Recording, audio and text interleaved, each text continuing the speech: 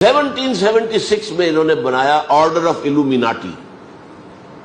الومیناٹی روشن خیال لوگوں کا کی ایک انجمن. اور کیا کرتے تھے؟ پوری دنیا سے ذہین ترین لوگوں کو اسکالرشپ دے کر امریکہ بلاتے تھے.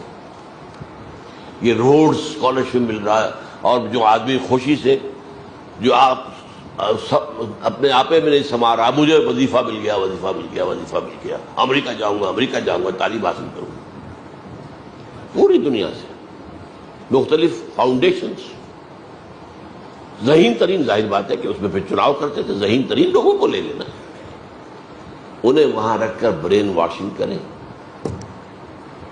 نمبر 2، ان کے سکینڈلز کھڑے کریں، سیکس سکینڈلز، ان کی فائلیں اپنے پاس تیار رکھیں.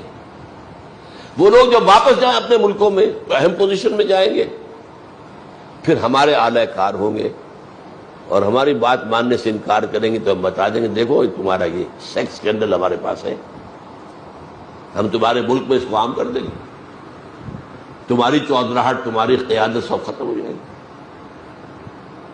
یہ کہلاتا ہے آرڈر آف الومیناٹی 1776. اور اس کے تحت دوسری آرگنائزیشن انہوں نے بنائی فری میسن. اس کے تحت بھی ذہین لوگوں کو، ایلیٹ طبقہ جو ہے تمام ممالک میں، انہیں فری میسن کے اندر لا کر، اور وہ یہودیت کے اعلی کار بنے. مصطفیٰ کمال سب سے بڑا فری میسن تھا جس نے خلافت کا خاتمہ کیا. چاک کر دی ترک ناداں نے خلافت کی قبا، سادگی اپنوں کی دیکھ اوروں کی عیاری بھی دیکھ.